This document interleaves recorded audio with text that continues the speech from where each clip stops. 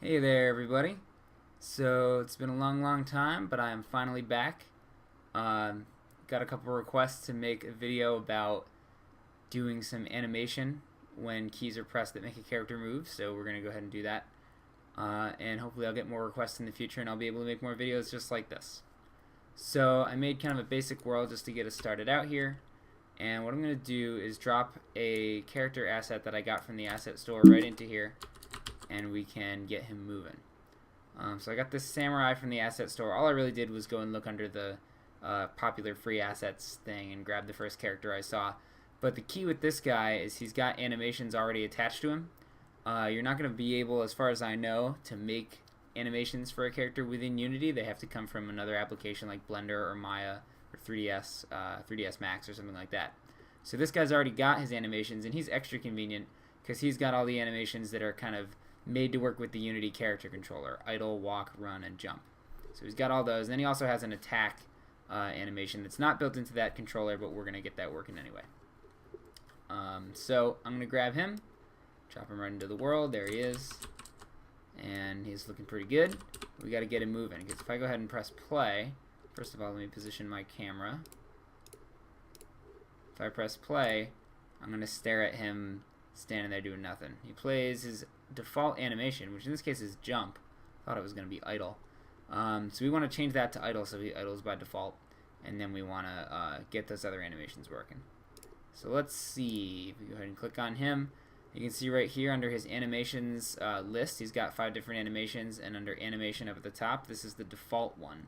So that's the one you want to be idle. So if I switch that to idle, gotta make sure it's not the wrong animation. Here we go. Samurai animation. That's the one we want. Select idle. Now if I press play, he should idle by default. There he is. So he's idling. So first we got to get him moving and animating, which actually is going to be fairly straightforward. It doesn't require really any code at all. It's all done within the Unity interface. So what we're going to do is use the 3 components that are built into Unity, or at least they come in a package that comes with Unity, that are going to help us do this. So if you haven't done this yet, what you want to do is go up to your Assets menu and import the character controller package. So I've already done this, but if I click on this, it's going to give me the option to import all this stuff. And normally I would click import, but I've already done this, so I'm going to go ahead and close that. But that'll appear in your standard assets folder right here under character controllers. So you'll get your third-person controller, your first-person controller, but you also get scripts that are automatically added to your component menu. So that's either this menu up here at the top or this menu right over here for each object. So I'm going to open up his add component menu. I'm going to go down to scripts, and there are 2 possible scripts that came in that package: third-person camera and third-person controller. So I'll add both of those. There's third-person camera. There's third-person controller. You notice with third-person controller we also get a character controller component that comes with that. Oops. So that character controller is a collider that goes around this object, the samurai, and determines where he is and what he runs into, etc., etc. So I may actually want to do a little editing with that. You'll notice it doesn't show up in exactly the optimal position. In fact, by default, he's going to fall right through because his collider is sticking through the ground. And if I pick him up, you can see that the collider is not exactly in the right place for him. So I'm just going to adjust those options a little bit. I'm just going to grab the center and move it up. And that's really all the change I need to make. I can make it a little wider, but I won't even bother. That looks pretty good. So now that I've got my character controller set up, everything's good to go. I'll go ahead and press play and show you what that looks like. Oops. Just press play. You can see now we can control him. He doesn't animate, but he moves. That's what the character controller lets you do. It moves him around. And with some additional setup, we should actually be able to get animation as well. So let's do it. I'm going to go in here. And you notice in the third-person controller component, this is the component that actually controls him. He's got spots for 4 animations: idle, walk, run, and jump, the 4 I mentioned before. So we can actually grab those and drop them right in here. So I'm going to go ahead and choose his idle animation, his walk animation. So what I'm doing is taking animations that are already in Unity, they're already in my project, and I'm going to just specify that these are the ones that I want to play when each of these actions happens. So idle, walk, run, and jump are already here. They're in his character pack folder here. Actually, they're in this prefab. No. They're in this prefab. There we go. There they are. Those are the files. And here I'm just specifying that these are the animations I want to play in each of these situations. So let's press play again, see what that looks like. Alright, so now he walks, he runs when I hold shift, he jumps, and he'll idle if I just stand there. Can even make some changes, like maybe I'll change his angular max speed so the camera turns a little bit faster. So now I can run around, the camera will follow me. It's looking pretty good, right? The only thing left to do is attack, because we haven't fit that animation in here yet. So we've got the animation, but it hasn't been applied to him. So there's nothing we can do right now to make him attack. This is where we're going to start coding, because attack is not a built-in animation that's part of the kind of standard Unity character controller. It's a different, separate thing that we're going to have to implement ourselves. So what we're going to do is create a script to do that for us. So let's do that. We're going to go ahead and create a new script, and you can do that right in here if you want by clicking add component and going to new script, or you can make it from the assets menu right here. There's several ways to do it. I'll go ahead and do it from the add component menu. So I'm going to add a script. It's going to be not a previous script but a new one. Here we go, new script. We'll call it attack, because that's what it's going to do. And then it creates the script, and if I double click on it, it'll open up my script editor, which I've got right here. I'll make that a little bit smaller so you guys can see it. There we go. And also I'll choose the right syntax, so we'll go with Unity 3D JavaScript, so now everything will highlight just right. So let's talk about how to get them to animate. So the command for animation starts with animation, as you might imagine, because we're talking to the animation component of the current object.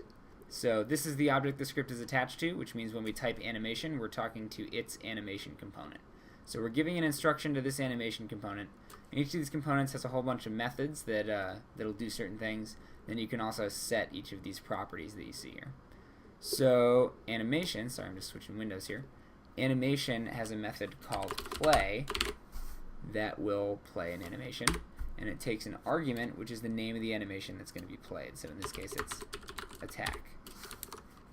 Okay, so that's the command to play an animation. Now, if we just put in our script like this, we're not really going to get anywhere, because the only functions in here that are actually going to run are start and update, and they run at specified times. I may have talked about this in a previous video, but start runs at the start of the when the object's created, which in most cases is at the start of the game, and then update runs every frame, so many times per second.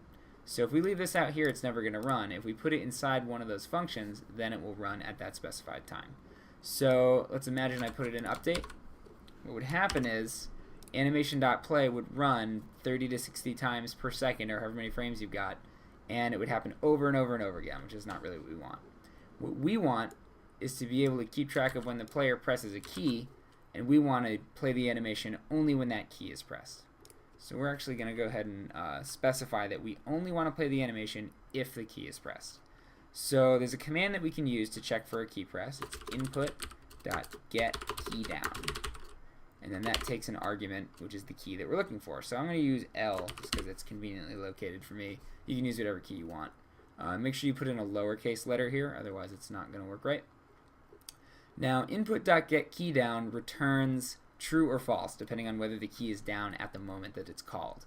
So by itself, that's not going to do anything for us. What we want to do is use that information to make a decision. So we're going to go ahead and say if input.getKeyDown L. So either that condition will be true or false, and then if it's true, then we want to play this animation. So let's save our script, see what happens. I'm telling you right now, this is not going to be perfect, but it will be a start. So let's see what happens when we run this. Let's go ahead and press play. Here we are in the game. I'm going to press L. And you notice the animation starts, but it doesn't play all the way through. The reason for that is kind of interesting. So the reason that the animation doesn't play all the way through is because the attack animation that you're trying to play and the idle animation that are already happening are on the same animation layer. Now, I won't go in too deep into animation layers because, to be honest, I don't totally understand it yet. Something I have to look into a little bit more. But animation layers help you play multiple animations at the same time so they don't conflict with each other. So I'm pretty sure the default layer is 0, so what we're actually going to do is set this animation so that it's on layer 1. And that way it's going to be a higher layer than idle, which means it will play when we press the button. So we're actually going to put that command under start because we don't need it to run every frame. We only need it to run once. So we're going to put it at start when the game or when the object is first created, and it's going to be animation attack. So we're talking specifically to this attack animation. So it's going to be animation attack dot layer, and we'll set that equal to 1. So now animation attacks layer is going to be on layer 1, so not the same layer as idle. So save that, jump into the game, see what it looks like.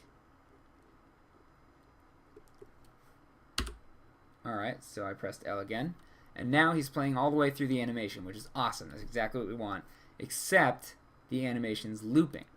So it plays, but now it just plays forever and ever and ever and ever. So there's another thing we have to do before it's going to behave the way we want. We have to set that animation so that it only plays once. So what we're actually going to do is use an option called wrap mode that's going to help us determine whether that animation wraps or loops like it is now, or whether it only gets played once. So there are a few different options you can use for wrap mode, but the option that we want is called once. And just like our layer, we only have to set that property one time. You don't have to keep setting it over and over the way we have to keep checking for key presses over and over. So we're going to put this instruction under start because we only have to do it once. So it's going to be animation attack dot wrap mode, and we're going to set that property to wrap mode dot once. We'll save that. So wrap mode dot once represents wrapping a single time, and we're setting the wrap mode property of this animation to wrap mode dot once. So let's try that. Go ahead and press play. Press L. And our animation plays one time.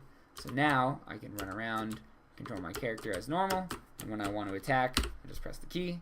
We attack one time. So this is starting to look much more like what you expect to see with a character animation. So he's looking pretty good. I can go in here and make other tweaks, like personally I would want to tweak things like the speed that the camera moves at. So I can just go ahead and change that. So the camera moves a little bit faster.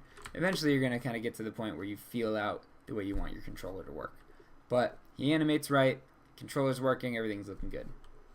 So thanks for checking this out, guys. If you have more suggestions for videos, go ahead and leave them in the comments. Otherwise, I would love it if you'd subscribe or thumb up the video, because that gets more people in here, generates more questions, which means there's more videos I can make. So have fun, good luck, let me know what you guys make.